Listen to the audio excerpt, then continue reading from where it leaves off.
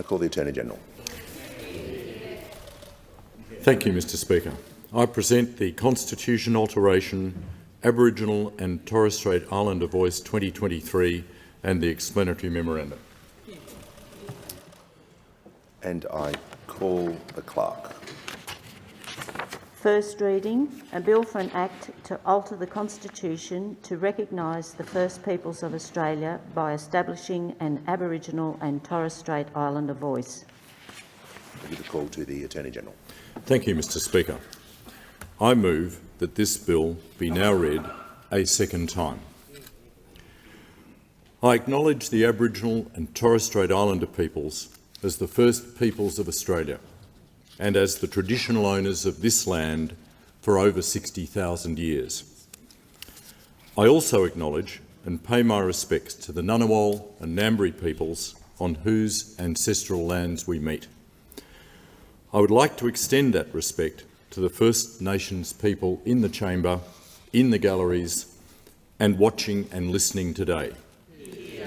I also acknowledge the traditional owners of my electorate of Isaacs, the Bunurong people. On the 21st of May 2022, the Australian people elected the Albanese government, a government committed to holding a referendum to enshrine an Aboriginal and Torres Strait Islander voice in the Constitution.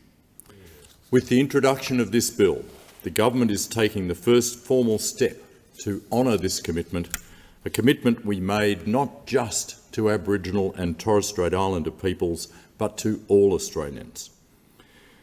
The Constitution Alteration Aboriginal and Torres Strait Islander Voice 2023 is a powerful marker of our respect for the First Nations peoples of Australia, their cultures and their elders past and present. Aboriginal and Torres Strait Islander peoples have occupied the Australian continent for over 60,000 years and represent the oldest continuous living cultures in human history. They have maintained a relationship with Australia's land, waters and sky since time immemorial. Yet Aboriginal and Torres Strait Islander peoples are not recognised in our Constitution. This bill is to amend the Australian Constitution to recognise the First Peoples of Australia by establishing an Aboriginal and Torres Strait Islander voice. It is the first formal step towards holding a referendum by the end of this year. It is a form of constitutional recognition that is practical and substantive. And it is the form of constitutional recognition supported by the overwhelming majority of the Aboriginal and Torres Strait Islander delegates who gathered from all points under the southern sky in May 2017 on the 50th anniversary of the 1967 referendum to endorse the Uluru Statement from the Heart. The constitutional amendment in this bill will rectify over 120 years of explicit exclusion in provisions of Australia's founding legal document. The Constitution never recognised Aboriginal and Torres Strait Islander peoples as the first peoples of this country. They were not represented in the constitutional conventions leading to federation. Constitutional recognition is an opportunity to acknowledge our history and come together for a more reconciled future. As Noel Pearson said in his Boyer lecture last year, Australia doesn't make sense without recognition.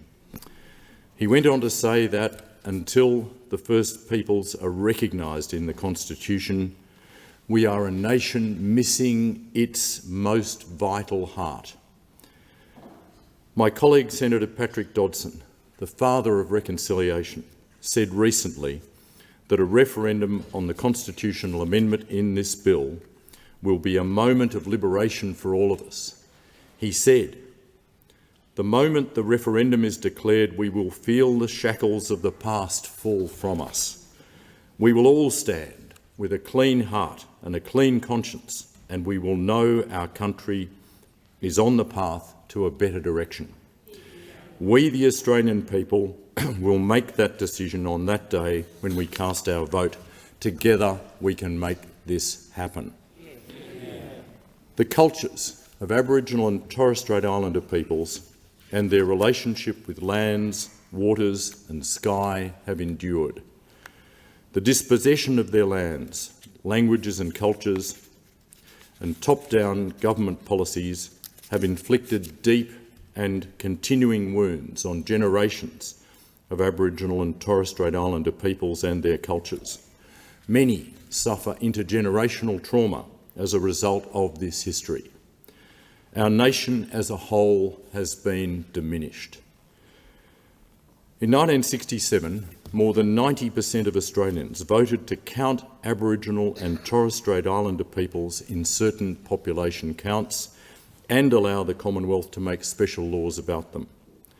That overwhelming result would not have been achieved without the concerted efforts of Aboriginal and Torres Strait Islander leaders, activists and communities across the country. In 1992, the Mabo decision overturned the legal fiction that Australia was terra nullius, territory belonging to no one. It recognised in law Aboriginal and Torres Strait Islander people's relationship to country. In 2008, Prime Minister Kevin Rudd apologised to the stolen generations, their descendants and their families for the profound grief, suffering and loss caused by their mistreatment. This was followed by successive national agreements on closing the gap. But despite the best intentions of successive governments, efforts to date have been insufficient. New Closing the Gap data highlights that significant work needs to be done. 11 of the 15 Closing the Gap targets are not on track. We are failing. Aboriginal and Torres Strait Islander peoples still face significant gaps in life expectancy and educational attainment. Despite commitments to reduce the representation of Aboriginal and Torres Strait Islander peoples in the criminal justice system, they are still proportionately the most incarcerated peoples on the planet. On our current trajectory, the gap will not be closed by 2030. On our current trajectory, it will not close in our lifetimes. Mr. Speaker, it is a time for a different approach. It is a time to open a new chapter. It is time to listen. Aboriginal and Torres Strait Islander peoples have a long history of advocating for parliamentary representation, land rights, civic freedoms, constitutional recognition, and to have a say on the laws and policies that will work best for their communities. Too many times those calls have not been heard or they have been ignored. For decades there have been calls for an enduring representative body. A long line of reports stress the importance of such a body for improving the development and implementation of laws, policies and programs that impact on Aboriginal and Torres Strait Islander peoples. However, votes in this parliament or the stroke of a minister's pen have seen previous bodies abolished or defunded, and there is currently no independent, nationally representative body with the purpose of providing informed advice to the Parliament and the executive government of the Commonwealth. Years of hard work and calls for a better solution led to the Uluru Statement from the Heart, issued in 2017 to the Australian people. Aboriginal and Torres Strait Islander leaders, activists and communities have led the way in getting us to this point, supported by constitutional experts, parliamentary committees and innumerable others. The Uluru Statement from the Heart was supported by over 250 delegates, following consultation with 1,200 Aboriginal and Torres Strait Islander people who were involved in the Referendum Council-led Uluru Dialogues. The resounding message from the dialogues is reflected in the call from the Uluru Statement from the Heart: voice, treaty and truth. This bill responds to the call for a voice for First Nations peoples enshrined in the Constitution. The government is also working towards a Makarrata Commission to respond to the calls for agreement-making and truth-telling. This work will continue beyond the referendum. This bill is about recognising and listening. It recognises Aboriginal and Torres Strait Islander peoples as the first peoples of this land. It is about creating a voice, and it is up to the Parliament and the Executive to listen. This is an important reform, but it is modest. It complements the existing structures of Australia's democratic system and enhances the normal functioning of government and the law. It creates an independent institution that speaks to the Parliament and the executive government, but does not replace, direct or impede the actions of either. Recognising Aboriginal and Torres Strait Islander peoples in our founding legal document and listening to their views on laws and policies that matter to them will make a difference. When past solutions have been top-down and disempowering and have not taken into account the experiences of Aboriginal and Torres Strait Islander communities, they have failed.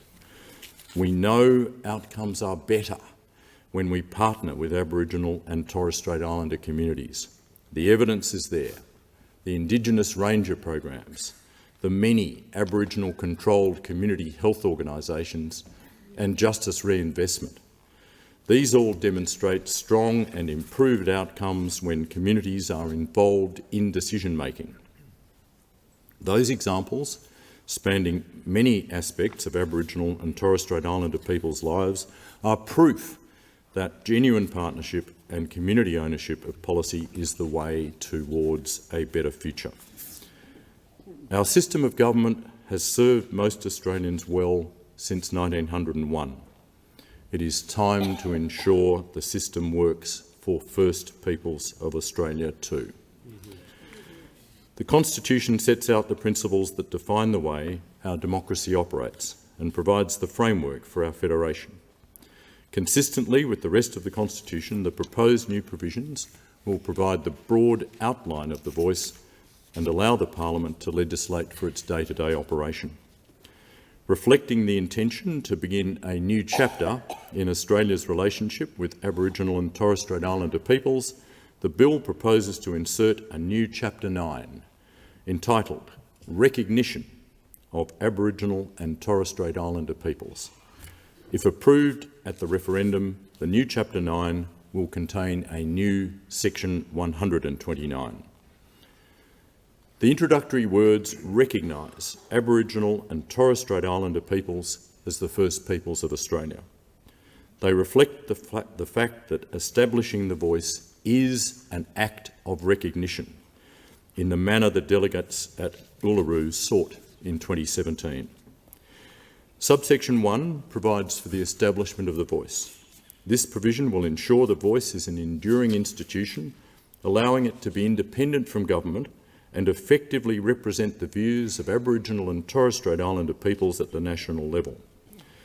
The voice will be an independent representative body. The intention is that its members will be selected by Aboriginal and Torres Strait Islander peoples based on the wishes of local communities. Subsection 2 sets out the primary function of the voice, making representations to the Parliament and the Executive Government about matters relating to Aboriginal and Torres Strait Islander peoples.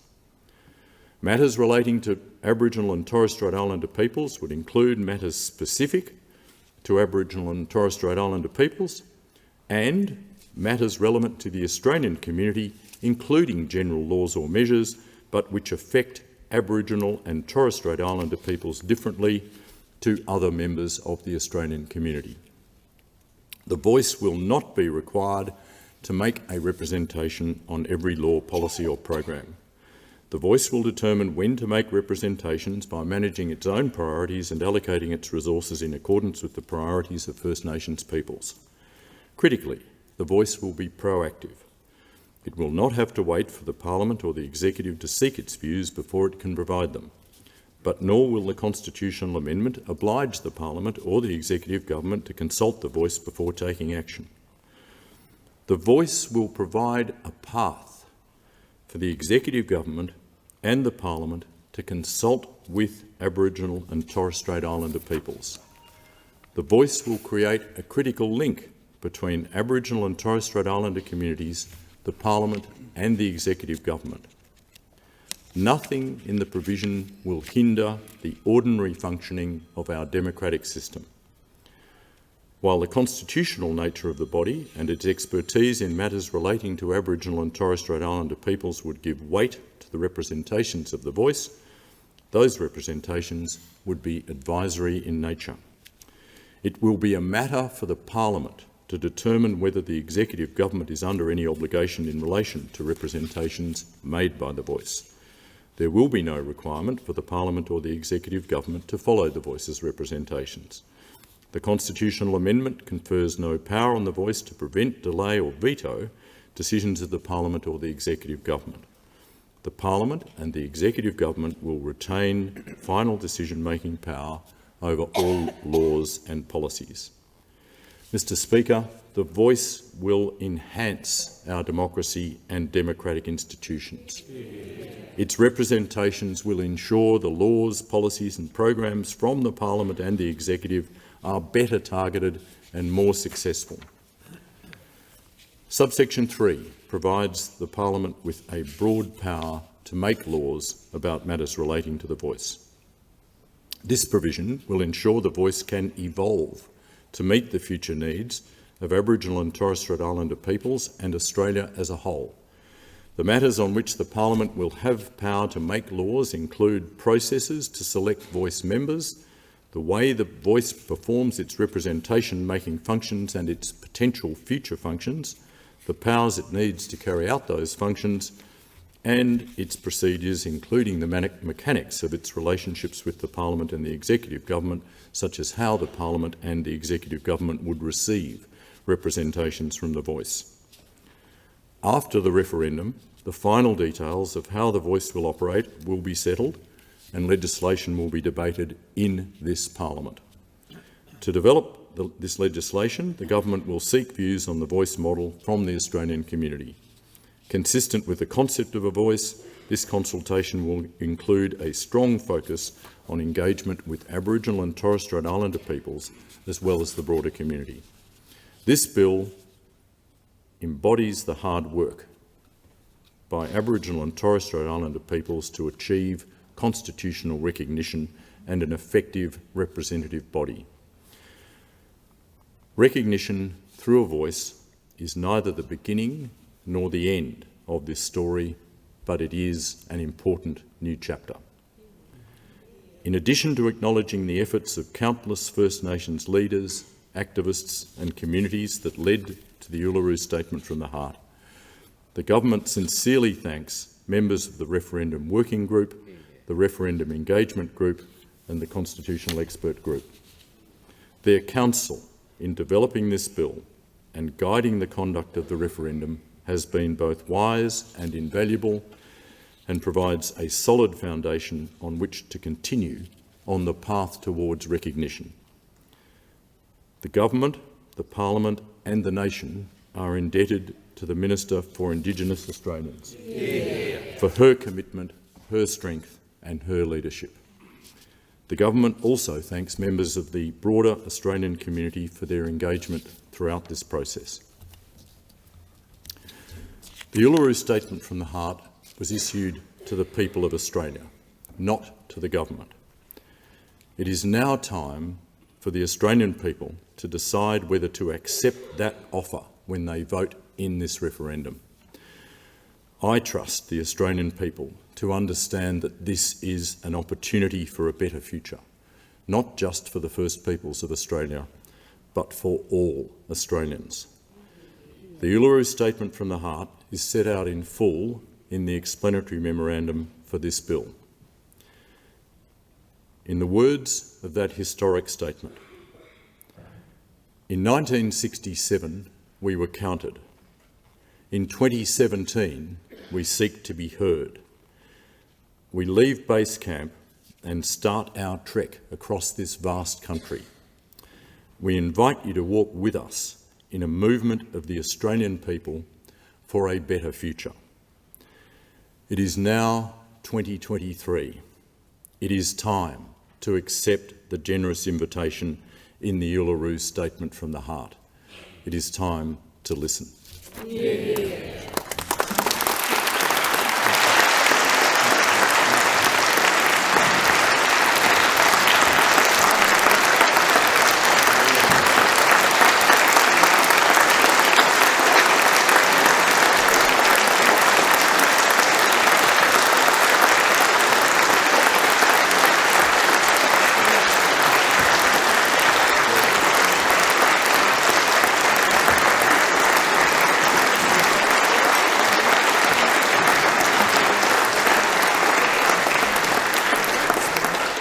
Order. The debate must now be adjourned. Give a call to the member for Riverina. The question is the resumption of the debate be made in order of the day for the next sitting.